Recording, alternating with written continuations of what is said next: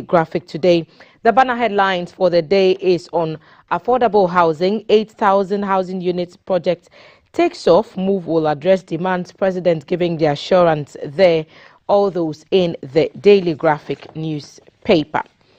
The Ghanaian Times also focusing on housing, this time with a different number. 14,000 housing units ready in 14 months as President launches project at Pokwase Afiaman. We're told 354,927 people live with HIV in Ghana. Dr. Tuahene making the claim there. Government exchanges 31 billion Ghana cedis pension funds for new notes. Also in the Ghanaian Times newspaper today. The Finder newspaper also talking about the cutting of the sword for 8,000 housing units, government subsidizing by over 40% through free land and amenities. The NLA has unveiled 4 new draw machines and relaunched the VAG Lotto, also on the front page of the Finder. After primaries, all aspirants should back winner to defeat NDC. Dr. Bawumia making the statement there as the campaign trail gets heated up. Remember, the NPP has some elections to do this month. Some constituency chairman in Greater Accra endorsed Dr. Akoto. So more politics on the NPP political front. 21 billion Ghana cedis cut in 2023 budget commendable. The Minister for Information, Kojo Ponkroma, making that claim. At the table this morning, I have lawyer Eric Delano Alifo, a member of the NDC legal team, joining me to get into the details of today's stories.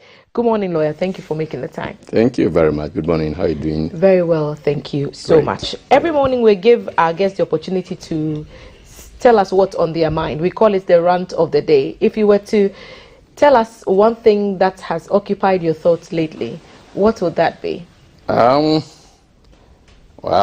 that would be the mess. I'm very worried about the mess we are in, and especially when the finance. What mess? You have to be a bit clear. Well, the mess in the economy, the way the country is running, and everything is so difficult for people, and the cost of living very high. That is what worries everybody because it comes directly to our homes and everybody is feeling the pinch. And so what has been occupying my mind is when I listened to the finance minister and he said we have turned the corner. You know, that is problematic for me, and that has occupied my mind all through. And you disagree that we have turned the corner? Yeah, vehemently. Based I do. on what? Vehemently. Well, because I believe even the figures do not even show that, and the direct circumstances of our lives, everyday life, they do not support that at all, and everybody feels it. So I don't see how anybody is going to agree with him that we have turned the corner. So can you be a bit more specific? Because he gave instances, he gave scenarios to support his claim that we have turned the corner. So if you disagree, what's your analysis? What figures do you have? Okay, well, you know, because of the hardships we are all going through, all of us are becoming economists now, and we are working with the figures all the time. But I don't think that he has actually supported his claim by the figures, because he is only saying that because they expected the worst. They thought that, well, things would have been disastrous by now, and we are not, because the IMF has come in and all of that. But if you look at the projections, the figures that he has even given out, you would see that they have reviewed everything downwards. You know, when you look at initially they projected that they were going to raise revenue about 18% of GDP, and in the mid-year budget review, it has come to 15%, about 15.1%. And so clearly you would see that that is not what they expected to do. That's what they expected to the first half of the year. So that 3% difference between the 18 and 15, as you're saying, is what you say is, and that's a lot of money. It's indicative of us not. And not only that, all the figures, the expenditure, you know, expenditure has gone up so hugely. They've expended about 41.7 billion already. But they also maintain that they've cut down government expenditure by about 20 billion. Well, that is phantom. I don't think they've cut out. You know, these figures, when you go into these figures, you would say that because and most of the money they have been spending is on what I would call chop. that is for goods and services, and those are the areas that they find ways and means to divert money to various homes, and we know about how monies have been found in the homes of ministers and all of that. So monies were found in the ministers, but there was no determination as to what kind of monies were found. So, well, we know the amount. No court has told us, as far as I know, that that money or those monies were acquired through some untoward means. Well, we don't, unless you have some information that I... Well, we don't really need to know the sources of the money. Yes, we do. But if you're saying that someone did something wrong, because this is a criminal offense. No, I'm a lawyer, okay. and this is not, we are not in a courtroom, and so I'm not alleging that the person has done anything criminal. That's not what I'm saying. Okay. But I'm saying that to find such an amount in the home of a minister, ethically and best practice, good governance. Look, nobody expects to. Because I keep asking this question of some of the guests that have sat here. Yes. Is there a law that prohibits someone from carrying a certain amount of money at home? No, not at all. Not at all. That is why I am very careful. I'm not saying it is criminal. And you see, and when we come to politics and good governance, it's not just about the act being criminal. No, that is not it. We have to find out whether the act even promotes good governance in the first place, whether best practices warrant that type of action, and looking at the situation in the country when when there's so much depreciation and all of that. And then you find that much amount, otherwise, why would anybody be outraged? Why would it sound strange? It is because we don't expect that to happen. We don't expect that such an amount of money will be found in the home of a minister. In fact, we don't know how much actually was in the home of that minister. Actually, we only heard about the amount of money that was stolen, and so it's difficult to tell. And we wouldn't even, in fact, going by that alone, we can assume that other ministers may also have all kinds of amounts in their homes and all of that. And so that also shows clearly that whilst others are suffering and we are complaining every day, there are people who have all this money in their homes, and their house helps are having field day, just pilfering the money and acquiring property for themselves. And I think that this does not speak well of our country at all. So all of this occupied not only my mind, everybody's mind. I believe even MPP, that is the ruling party, MPP activists themselves, many of them are not happy with situations like this. And I think that we should be really very worried about it. And people who are superintending over this are not people that we should trust our resources into. That's your rant for today. Thank you for having a say. We've been joined by the NPP member of the communication team, Mr. Enoch Afuakwa, at the table. Mr. Afuakwa, thank you for making time to join us. You were almost running a bit late, but sure. Your good friend here has had a rant about the economy and what he thinks are the things that are not going right. What's your thoughts of the day? Thank you. I say good morning to my senior here and yourself, your good self, and our cherished viewers as well. Largely, the economy, as you can see and feel now, is bouncing back. The finance minister was on the floor of parliament on the mid-year budget review, and he disclosed the various facets and the tenets on which the economy is bouncing back, on the grounds on which he feels that, or we all feel that the economy is bouncing back. If you are aware, sometime last year, the CD-dollar parity was running so fast to the extent that you could exchange a $1 to a CD at the rate of 15 Ghana cedis, 14 Ghana cedis thereof. But currently, you see that we have some level of stability as far as the exchange rate or the depreciation of the currency to the major trading currencies are concerned. Currently, it is doing well around, is it 12% or 11 point something? Yes, about 12. It's almost 11 point something, 12%. Let's speak it even at 12%, at $12 per US dollar. It is far better than as we were trading around $15 per dollar. I remember a time when the dollar was 6 Ghana cedis. Oh, I bought sometime early this year. I bought a liter of fuel around 24, 25 Ghana cedis per liter. Currently, we are doing around 11, 12 Ghana cedis per liter. We are not saying it is better, but what our admission is that, or admonition is that we are doing fairly better now because of how the dollar rose, how the energy prices rose on the market, and it was disturbing all of us. You could buy a gallon of diesel at almost 105 Ghana cedis. Now we are doing less than 50 Ghana cedis. So is that not better now? Although it is not good, the president is doing all what is humanly possible, at least to reduce it to even 5 Ghana cedis. And we are praying that it gets to that level, that we can get the energy prices lower so that it can improve upon our industry and our way of doing business. Currently, the NDC can admit that yes, when the prices were fluctuating on the market, they felt that based on the economic crisis that bedeviled the entire globe, of which Ghana is not an island, they could bounce on that and amplify that into the corridors of the Ghanaian voters so that they can get the opportunity in winning political power. But you see, in terms of globalization, Ghana is never an island. And as far as the Committee of Nations are concerned, COVID-19, Russia-Ukraine impasse, that changed the scope of international trade and international businesses. It affected all of us.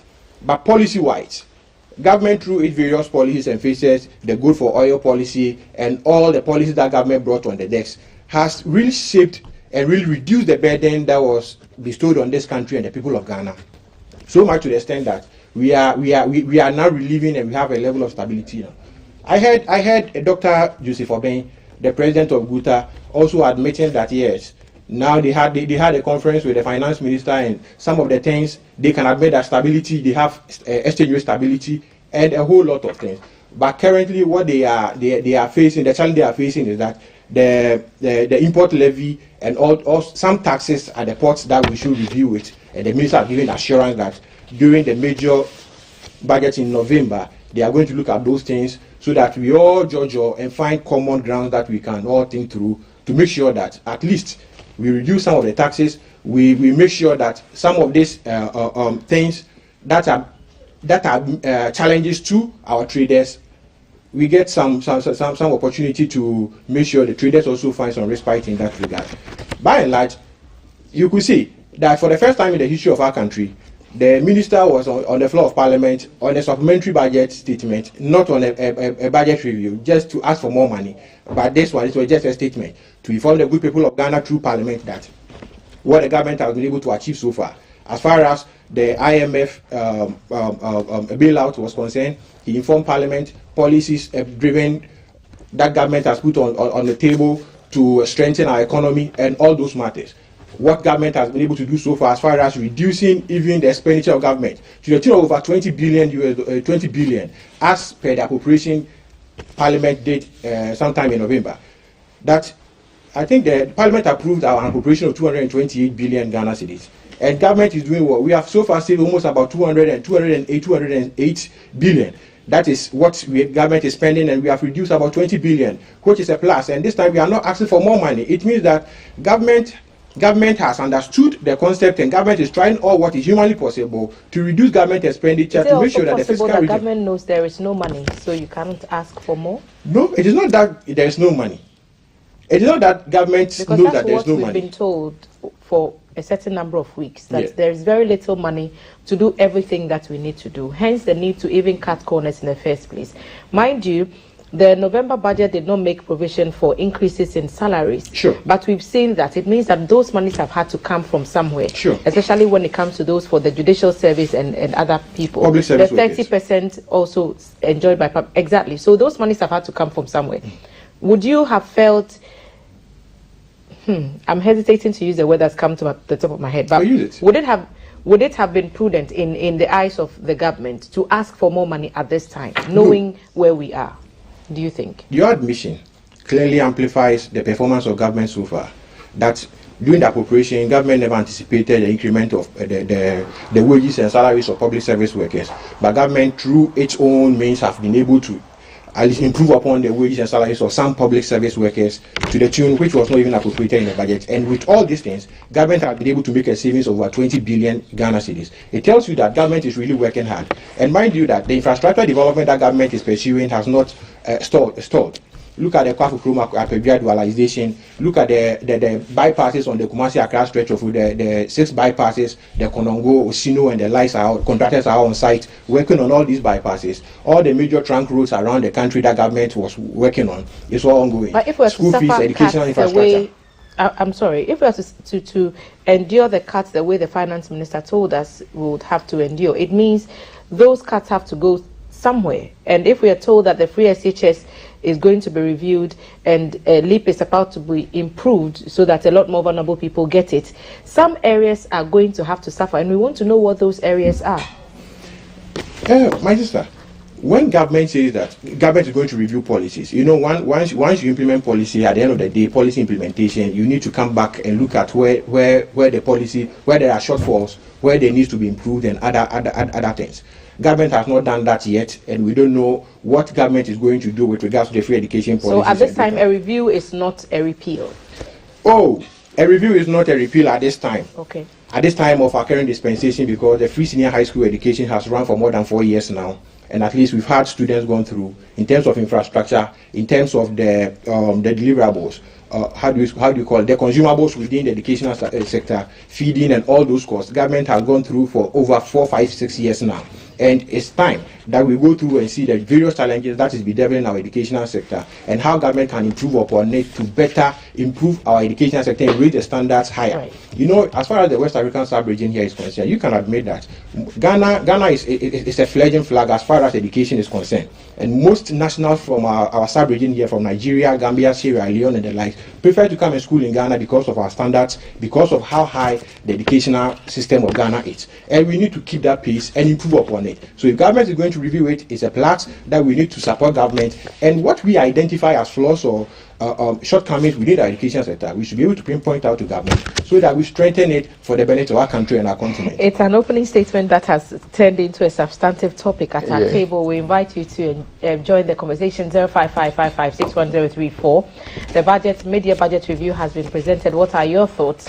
The two sides of the House of Parliament are sharply divided on what they think is a turnaround or a deepening of the country's woes. What do you think? Today we'll be having a further conversation with the Minister of State at the Ministry of Finance to answer some of our questions and yours.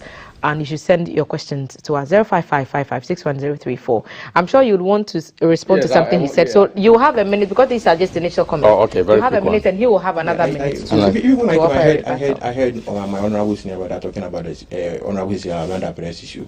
Well, I think I have a chance to quickly respond to. Yeah, he alluded to this COVID pandemic, and every time they run and take solace in the effects of COVID, as though it happened only in Ghana. It was a pandemic, the whole world. You see, but what we need to understand is that it has affected countries differently depending on the strength of your economy. And so we cannot say that because of COVID, everything should just go haywire. And then every time we run to COVID, anytime we are criticized or accused of any instability in the economy, then we have to run to COVID. Because when you look at other countries, you see the projections, the growth of GDP projection at the beginning of the year in the 2023 budget was 2.8%. And when you look at the other countries like Ivory Coast, it was 6.2%, Rwanda 6.2%, Mauritius is 4.1%, and so you would see that already our rate was very low. But even that, you don't consider that a realistic expectation of growth, considering where we it's realistic because we are not doing very well. If you compare to other countries, we are not doing very well, and COVID didn't happen only in Ghana. You know, and then in the mid-year budget, it was even reviewed further to 1.5%. So you would see that our response to the COVID pandemic was not the same as other countries' response. Yes. And the focus on saving lives and to think about the economy later really meant that have we done any comparison to see whether those countries, whether their citizens have died more than ours have died? So it was a choice. It was a choice. If I decided that, well, I'm going to put in so much money and say that my response was different from other countries' response, well, it's a choice. You have to look at the danger, and then you bring something commensurate that will not affect your economy adversely. So if you decided to be flamboyant, you decided to put in so much money, and those monies were looted anyway also. Yeah. Now, again, also, he talked about the relative stability. Allegedly. Well, yeah, there's news all over, we know. We have heard activists of the party themselves who said that they received so much amount and all of that. We heard all of that. Then we know some people who have received money. See, I like to hear things like, oh, maybe something contained in the Auditor General's report. Then I can refer to it and say, yes, I saw this the COVID report. We know the Auditor report. I can work with it. The Auditor General's report on COVID. We know the COVID expenditure is a big issue. We know already. If you refer to the Auditor General's report, yes. But quickly also, I want to talk about the exchange rate, the relative. So the more time you get, he gets the same. That's okay, yes. But we need to address the issue. So the relative stability in the exchange rate also is because, you see, we defaulted on many of our external debts. So if you have not paid the money, because they projected to pay about 28.1 billion cedis in interest, and they paid just about 15 billion, 15.1 billion. And so you'd say that there was some savings over there. But our debtors agreed to give us some room. Yes, I'm only give us extra time. Yes, well, of course, if we right? don't have the money to pay, yes, they haven't taken us to court. So indeed, yes, they are indulging us. But the point is that once they made some savings over there, the money didn't go. It means that there's some money to stabilize the rate. And so it's artificial, actually. There's some money. As soon as we begin to pay this money, to pay this interest, then you will see that it will escalate again. The rate will begin to go up again. So let's give him the same time that you had. Yeah, let me make one last point. You know, he talked about when the minister went to the media review, the minister went to parliament. He didn't go to ask for money. But we should also know that when he went to parliament, he reviewed every projection downwards. Every projection they made at the beginning of the year. In the 2023 budget, they reviewed everything downwards. It means that things are not going very well. If things were going well, they will stick to the figures or perhaps even increase the figures. But if the figures were all reviewed downwards, then there's a problem. So, Mr. Apoka, his submission basically is that things are not getting better. Sometimes you must sound patriotic.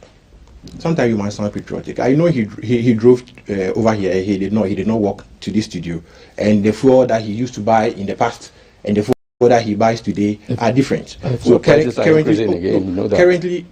OPEC tells us fuel prices are up at the pumps effective yesterday, August 1. But it wouldn't get to the 23 or the 24 that we used to buy per liter in the past. So if it was high and it came down and then it's going up again, I was just comparing to the previous figure all the time. I was just quite listening to you. Let's address the issues as you speak.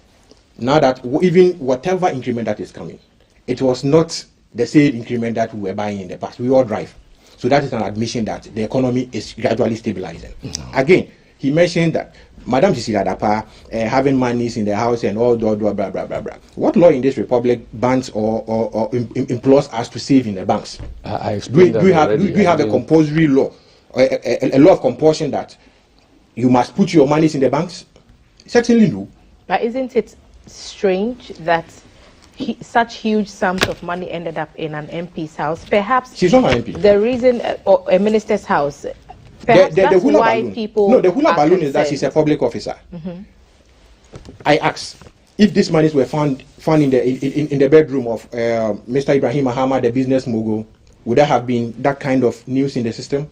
If these monies were found in Dr. Magdan's room, would there have been that kind of noise in the atmosphere? If these monies were found in the office or the room of Dr. Sinyao Japon, the chairman of Jospon Group, would there have been that kind of? Because he's a public officer, that is it. So that is why state organizations or state institutions mandated by our constitution and our laws, tasked with the responsibility to do investigation or to conduct investigation into the affairs of these things, are running investigations into these matters. Why can't we wait for the outcome of these investigations to prove that yes, all these monies could not be accounted for? And you hear sitting lawyers, I don't know, my senior is a lawyer, saying all this manner of things around this while they know the law because of politics. You see, it is not fair that we criticize people in the public domain just because they are public officers. I remember we are in politics. We are not in courtroom over here. And so when we are talking, the fact that they are when you are speaking, you should have your day. Well, wait, write it down, please. Write it down. Let's have a decorous discussion here. I just want to interject when you are speaking, so that we don't make the right points. No. You are not making the right points either. Eric and Enoch. If there's nothing wrong with it, they wouldn't be investigating her. Please, that's why investigations are ongoing. I even want the CID and all the investigative arm of the state to go into this matter so that at least if there's nothing wrong, we get some level of transparency. So you agree there was something wrong? What is wrong? Let's maintain. What is wrong about you having money? Don't you have money in your house? Tolerance at the table. Don't you have money in your house? There shouldn't be any investigations. You see, we'll take a break. Thank you. You see, we shouldn't be doing this kind of things.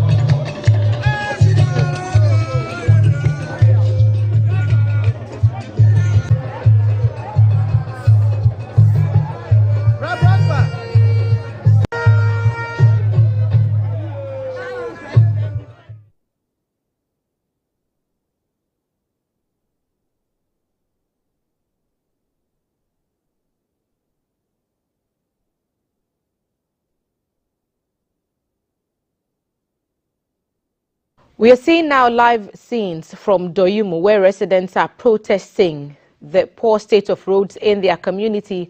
Our correspondent Michael Dewonu is there and he's joining us with details. Michael, hello? Good morning. Thank you for joining us. Yeah, hello. Michael, can you hear us? What brought this on? We hear it's over the bad state of roads in the Hello? community. Yeah. Oh, okay. Okay. Yeah. So we are currently at Doyimu, and it's a rainy morning, but the people of Doyimu have defied the rain and they staged a very massive demonstration over their bad roads. They tell me that this is not the first time. They have done several of this demonstration to bring the attention of government to this particular poor road, but the situation continues to be the same. And so this rainy morning, they have defied the rain. They have defied the rain to stage this massive demonstration. I can tell you that the road to the township and also to the main Doyimu junction have also been blocked, and so motorists are not able to use the place. Nobody is going through this particular township because the whole town has been blocked. We have organizers of the demonstration to tell us what the situation is. Good morning to you and welcome to Breakfast Show. Good morning, my brother. Yeah. What was the need for this particular demonstration this morning? Why block all the roads leading to the township? We want our roads to be fixed. The roads has been disrupted for so many years. This particular coal tar you've seen on the road is from President Nkrumah's time up to now. And then we're winning this granite, we're winning all the stones that we use in doing all the roads in Ghana.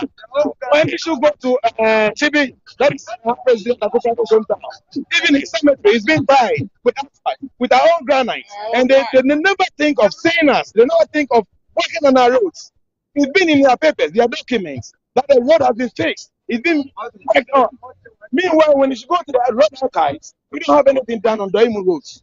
Doyimu, Agomeda, Ayikuma, and then Kodiabe.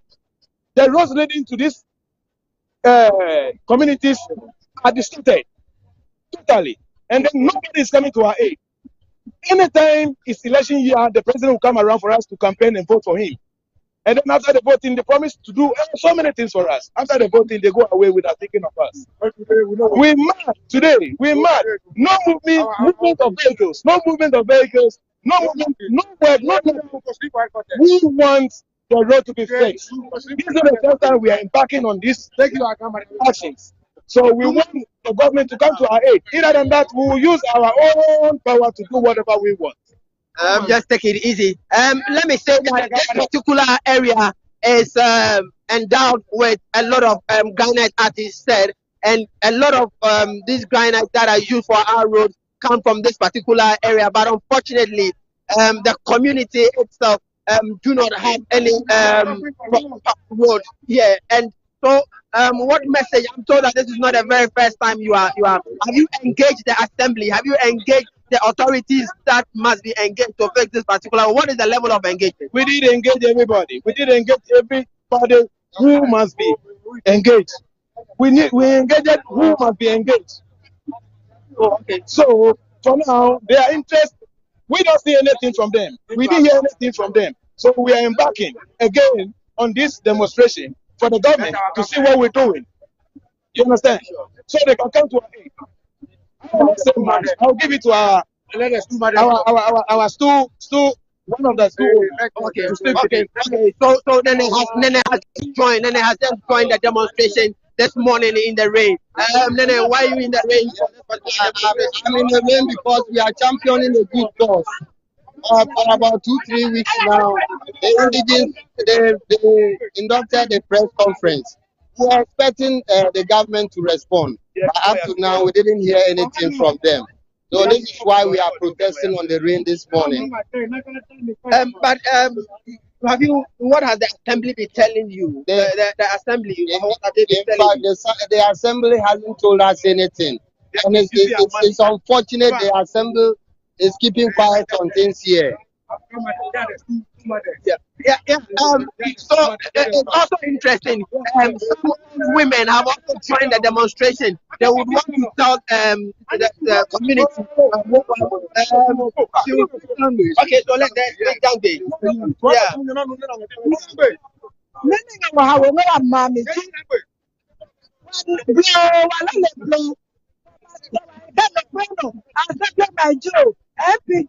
Minister Joe, I got Wamape.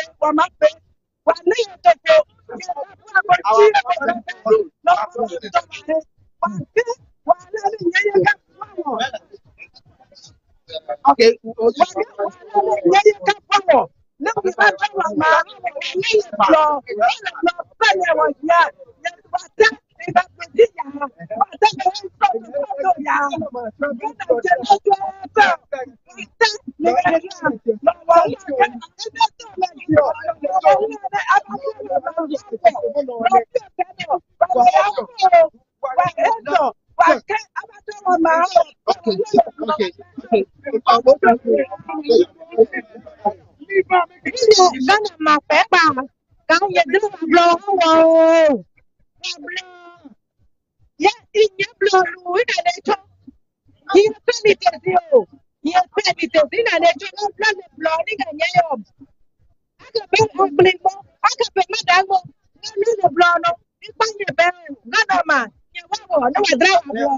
Yeah, so the police are heavily represented here to make sure that nothing happens. We've just seen some confrontations going on, and we want to check from that confrontation, what is really happening currently between the police and the demonstrators. We want to find out what is really happening between the police and the demonstrators. This is Doyumu, and currently demonstrating over the bad road here. The roads have been blocked. The police are trying to speak with the demonstrators to at least make sure that they open up the road for the community members to go about their business. I can tell you that everything is on a standstill right now, apart from the raids that are going on, making it difficult for people to come out to do their normal business. This particular demonstration have also blocked roads leading in and out of the community. The demonstrators are really determined. They are not giving way to the police to have a conversation with them. It is either they fix their roads or they say no way. So the police are trying to engage the demonstrators to back down on their demand.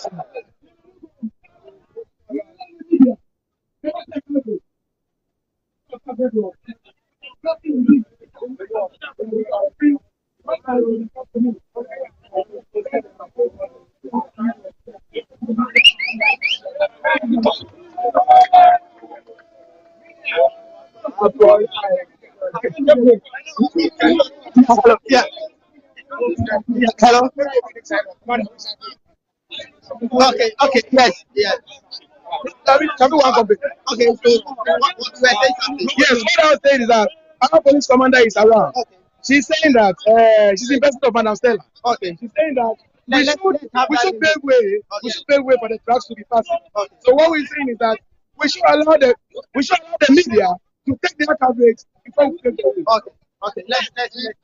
Let's get something from the police commander. Thank you so much, and you're welcome. This morning the demonstrators have blocked the road. What are you doing to make sure? Making sure they remove the blockage so that vehicles can have access. Yes, so my men are ready. They are here to remove the blockage. Yes. Have some agreement been reached between yourself and the demonstrators? Okay, it's cordial. It's cordial. Okay, so some level of agreement have been reached. Now they've agreed to move the blockade, to move the blockade to allow the truck to pass. Are you going to remove it now? Can we proceed as you We're move. going to do that if you should finish with your coverage. We're going to do that. Okay, We're okay, going to do that. okay. If the coverage or the TV stations are finished with their coverage, That's fine. You can go ahead now. We are done. are you done? Thank you so much. Yes. Yes. So thank you so much. We hand over to you back in studio. Thank you, Michael. Looks like it's been an eventful morning for you already. Be safe out there, and we'll connect with you on other networks. Get further updates on this demonstration at Doyimu later on our All News and Governance channel, GBC News. Back here at the breakfast table, lawyer Eric Delano Alifo, member of the NDC legal team, and Enoch Afuakwa, a member of the NPP communication team, are at the table helping us analyze the stories in the newspapers. Gentlemen, I'm glad we've been able to come to some kind of agreement on the way forward for this conversation. Yesterday, the president cut the sword for the construction of an affordable housing project at Pokwase, and we are told that some 8,000 housing units will be put up at that site, and the idea is to help with the housing deficit situation in the country. Daily Graphic carrying that story on its first page. The commencement on a 203-acre land at Pokwase in the Greater Accra region under the revised National Affordable Housing Program.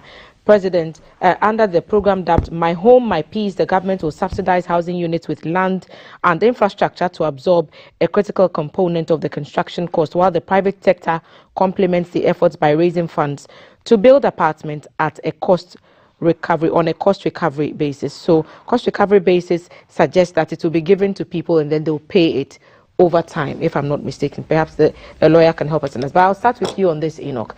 Affordable housing, how affordable is it? How affordable has it been over the years? And will this help any? Thank you very much. I believe that we've had affordable housing scheme in this republic on so many occasions, judging from President Kutu Champon's era throughout to President Kufuor's era to the current dispensation that we have. We inherited the Saglemi Housing Project. In the Saglemi Housing Project, we all know the debacle surrounding the Saglemi Housing Project, where Parliament approved of a loan of an amount of $200 million for the construction of 5,000 affordable housing units for the benefit of our people. Apparently, without any parliamentary approval, the scheme was changed to 1,500 housing units. And as it stands now, the housing units are not completed. Government will have to cough out a whooping, per the estimates and the assessment conducted so far, over $100 million before Saglemi Housing Project could be completed. 1,500 housing units currently under construction. Currently, government has reviewed the affordable housing project because, my sister, you are aware that housing in Accra is very expensive, and housing all over the world very expensive. If you ask of a 2-bedroom house or a 3-bedroom house around East Legon Cantonment and even Oyarifa, around $100,000 and the likes. What this policy, the review of this policy has come up with, that government is providing land, the 200 acres of land that you mentioned rightly. Government is supporting the project with over $50 million for the construction of the ancillary facilities, the road infrastructure, the recreational facilities, electricity, water, and all those parameters.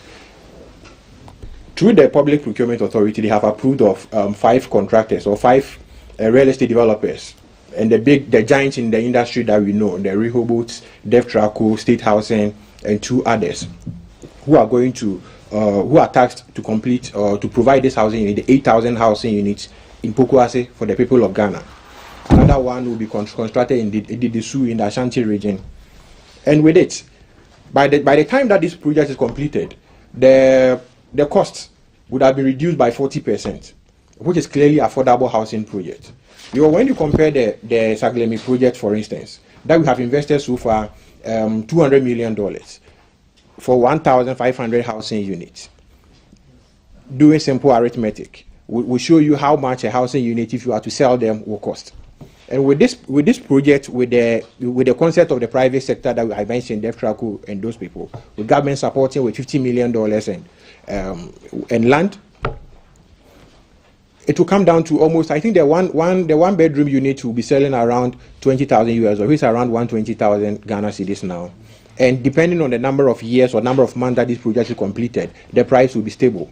The three bedroom unit will be costing around $43,000, which is far cheaper than any housing project in this republic, as far as Accra is concerned. Looking at Pokuase and the proximity from Pokuase to the city center, it's just less than 15 kilometers, as compared to from Accra to Saglemi, which is about 60 kilometers. And the cost of the Saglemi housing, which needs an extra $100 million.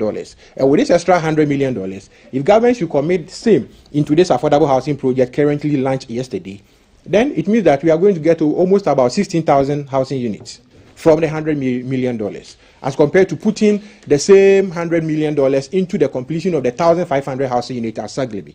So, by and large, you could see that the thought that has gone through with regards to this revised affordable housing scheme is really affordable, although it is not the minimum unit, or the pricing cannot be said that yes, it is so cheaper that an average or a lower income person can purchase. It is affordable for the average person. It is affordable for the medium income earners and going up, which is far better than what we are seeing now, what we have witnessed in the past as far as affordable housing schemes are concerned. Right. And we believe that with the private sector getting on board, at least it will change the scope of construction as far as government investing in affordable housing schemes, which has perpetually bedeviled our country's purse, by and large, dissipating our public purse without even having value for the intended purpose that government derives from this project. So we need to commend the Ministry of Western Housing, led by the Minister, Honorable Francis Nsobuachi, the young Minister for Western Housing, who has put in much effort to realize this dream and to get on board such a magnificent policy that the people of Ghana are going to benefit. I believe yourself and your staff, your cameraman, your crew here can all apply to be part of this affordable housing scheme. I'm aware that Guta and its members, the traders, are rushing in to take even all the 8,000 housing units that government has launched so far. And we all need to get on board, my dear. You talk to your crew, GBC staff. You should also rush in, apply, and you'll be served with the affordable housing. And this is not going to perpetuate that government go, government come, and to still be at the stage like what we witnessed under President Kufuor's time, the Asukwarem Ampong housing unit, the Boteman, and those housing schemes.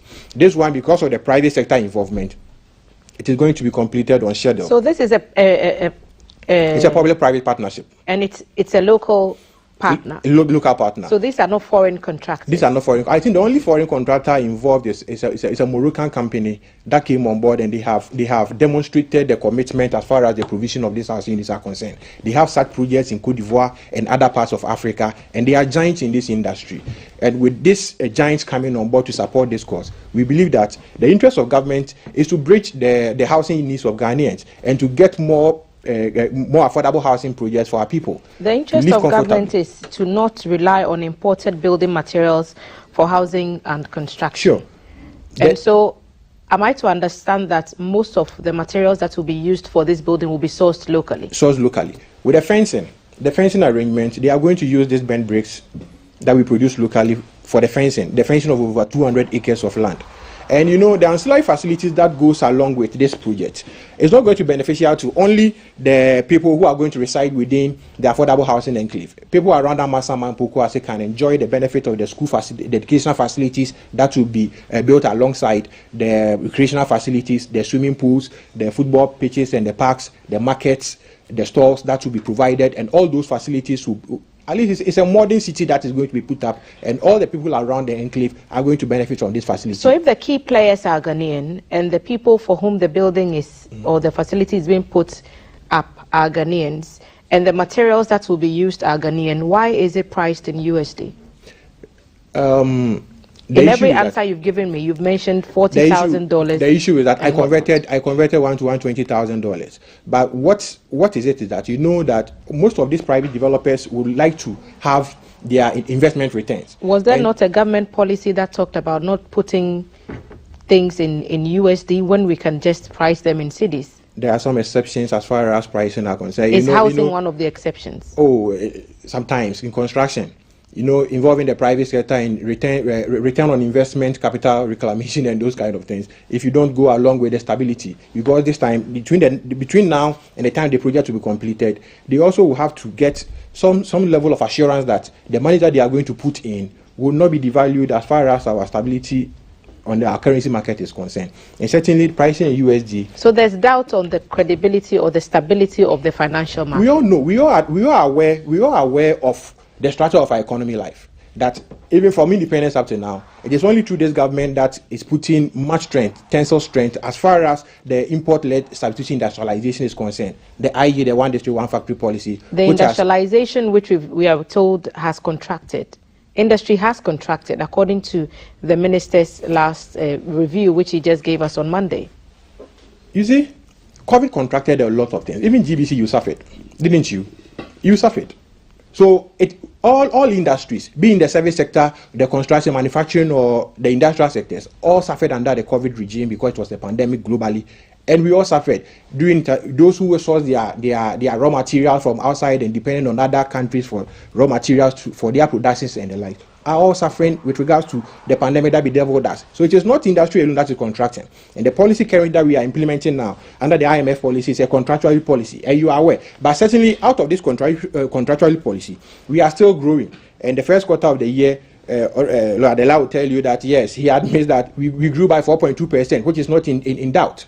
That is the first quarter of this year, as compared to last quarter of 2022, which the economy grew by 3.0%. This year, we grew by 4.2% under this contractual economic policy that we are implementing. So certainly, whether we are contracting or not, government, through its policy of industrialization, to reform and to redefine the Ghanaian local economy, has been able to support the private sector to lead the industrialization drive in the provision of over 150 one district, one factory projects. Let's get back to the housing projects. Otherwise, we might get sidetracked. We are not getting side. I'm only mentioning you brought in the dollar issue and why the dollar should be priced in dollar. So I want to understand that dollar situation. Because of stability of the investor, the person going to bring in his money, the investors are going to bring in money. Rehoboth, Deftraco, State Housing, they are going to bring money from the private equities to come and support the construction of these facilities. And they would like to protect their equity, and they would like to protect their investment and get their investment capital reclamation as far as the project is completed. That is the way to go. The last time I made an inquiry about 2 years ago, this was before COVID, of State Housing asking for the price of one bedroom unit house. It was in the margin of 90,000 Ghana cedis. Sure. Are you saying that this would be cheaper? Sure, because now this is cheaper because government has provided the land. Government through the Republic is providing over $50 million to support the provision of the ancillary facilities, the roads, infrastructure, electricity, water, and those things. So it is not the developers who are going to find money to provide all these facilities. Once they add all these facilities, it is adding almost over 40% of the cost to the cost of the housing unit, and it will certainly should go up. So one government has taken off that cost away from the developers. Certainly, their primary occupation, their preoccupation is to put up the housing unit. And that is what they are going to do. That is why the price shocks you that you are going to get a 3-bedroom housing unit for 43,000 USD. Once you convert it right now, it's almost a little about 600,000 or something for a 3-bedroom housing unit in Accra, Pokuase. So thankfully, we should be thanking this government for realizing this dream of affordable housing for the people of Ghana, and thanking the Honorable Francis Asenso-Boakye and the directors at the Ministry of Western Housing for the good thing that they have done for us. Although people may be asking, why is that Saglemi is there and we are still constructing new affordable housing? Yes, Saglemi is there. Saglemi needs over $100 million to complete 1,500 housing units. 1,500 housing units. 50 million housing units with the private sector is giving us 8,000 housing units. So, simple arithmetic. If you are putting in 50 million for 8,000 housing units, would you like to go and put in over $100 million to realize 1,500 housing units, which over $200 million have gone into it? So you've had quite a say. I'll give the same amount of time to Lawyer Dela here. Affordable housing, yes, we've had issues in the past. Now government is saying it's charting a new path. They are starting this one from bottom up, and they are hoping that, unlike the previous projects that we've gone through, which have been found to be problematic sometimes, this is the way to go. What are your thoughts? Well, I have listened to I follow the news, and then I've listened to my colleague here, and it's easier said than done, because he has already encourage your staff to apply. Yeah, but let me quickly. There was a research from the Parliamentary Committee on Works and Housing, and some figures were put out for the cost of the building, and I can go through them quickly. I understand that a studio apartment is going to be a very small room. I'm not sure there will even be... You'll have to tell me the source of that information. Yeah, I mentioned it already from the Parliamentary Committee on Works and Housing. That is where these figures have come from. In a studio apartment, just one room, like a studio, small studio, is going to cost $13,800. That is about 165,600 cedis. And mind you, when the exchange rate fluctuates, then the cedi equivalent will also fluctuate for this, so we should know. And then one bedroom, that's what we call one bedroom self-contained. One bedroom is going to cost $20,700, which is 248,400 Ghana cedis. You just mentioned that you checked from State Housing and they told you one bedroom was 90,000. I'm told that in 2020, okay. During an interaction with the media, the then Deputy Minister for Works and Housing told newsmen that the cost of affordable housing apartments stood at 99,000 Ghana cedis to 142,500 Ghana cedis for a one-bedroom apartment, okay. 182,500 for a two-bedroom apartment, and 335,000 for a three-bedroom apartment. This was the Asokore Mampong housing project. And this is just about 3 years down the line. So let me just go through the figures for you. So the one-bedroom is now going to be 248,400 Ghana cedis. And then a two-bedroom apartment is $34,500, which is 414,000 Ghana cedis. 414,000 Ghana cedis. And then a three-bedroom is going to be $42,550,000. And the equivalent in Ghana cedis is going to be 510,600 Ghana cedis. So these are the figures. And again, you should remember that when the exchange rate fluctuates, then the cedi equivalent also fluctuates, may go up. So I don't know how affordable this is, and we are all being encouraged to apply for it. So that's why I said it's easier said than done. In any case, my friend said that the Saglemi, the problem with the Saglemi, I am not very conversant with all the issues with the Saglemi housing project, and I know the matter is also in court. But what he said is that there was a figure that was approved in Parliament, and then later on, I believe the figure has changed a little bit, or maybe there was a review or something. That's what he's saying. But this new project, also, there's a foreign investor, and you asked the question, and he said, oh, well, it was a Moroccan, blah, blah, blah. Yeah, but there's a foreign investor, which means that there's a foreign investment, foreign loan in the project, and so it has to be approved by Parliament. And this has also not been approved by Parliament at all. This project has not been approved by Parliament, but the sword has been cut. So that is with impunity. It means that the president doesn't even recognize the rules and doesn't care. He just went ahead and cast sword for a project that is yet to be approved in Parliament. And again, you see, the Saglemi Affordable Housing Project is a government project. And the government of the day can do anything. Government, we know what happened with the Ameri Power agreement and all of that. Government can get back to whatever agreements that were made, and they will see there's something we call in law innovation. They will try to change the agreement or maybe make some changes and all of that. So government can revisit some of the terms if they have issues with this. And then I understand also that they are trying to get private investors to get into the Saglemi housing project. And if there are private investors in this new project they want to do, why wouldn't you encourage the same private investors also sit down again, bring the contract, let's look at it, where can we make some editing, amendments, and blah, blah, blah, and then continue. You know, so they can do all of this, and yet they have abandoned this, and I don't see whether there will be any sound argument to support abandoning this project. So one of the arguments I've heard from him as he sat here was that Saglemi would need 100 million. Yeah, that's what I'm saying. But this new project cost government only 50 million for even more housing units. Yeah, so his suggestion is that it's more prudent mathematics-wise to put 50 to get 8,000 than to put 100 to get 1,500. So is it prudent? Am I presenting your facts? So $300 million to get 1,500. Right. Well, okay. So my question is it that prudent to abandon a project that is near completion because of this argument?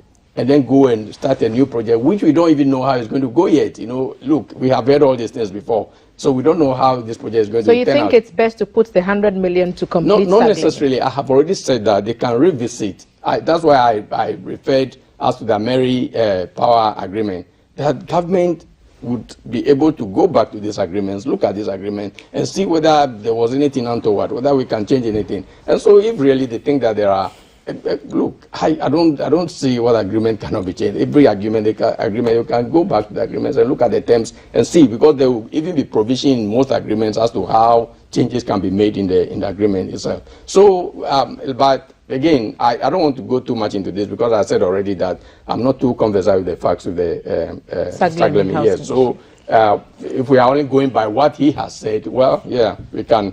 But I think government can revisit it. I don't think that it is prudent enough to abandon it, because otherwise, what are they saying? Does that mean that Saglemi would never be done again? It will just be abandoned at the state, and then when you pass through that place and you look at the houses over there, you will see that they are near completion. I believe that without a little push, and people will begin to occupy those houses. So with all this analysis, but I have given, if we are talking about affordable housing units, I've just given the prices already. And so we will know right from the onset whether this is going to be affordable to most of us. And look, right from the beginning, we know that many people, many of us are not going to be able to access these housing units. So I don't know. And then, but in any case, the monies that are found in the homes of ministers can purchase about 3, 4, 5 of these houses. And so, yeah, it's going to be for just the political class. Again. That's all time would allow us to talk about this morning. Gentlemen, thank you for making the time. Lawyer Eric Delano Alifo is a member of the NDC legal team. And Mr. Enoch Afuakwa is a member of the NPP communication team. Gentlemen, have a pleasant day. We'll see you again some other time. This has been the headline segment on GTV Breakfast Conversations on mining safely after the break.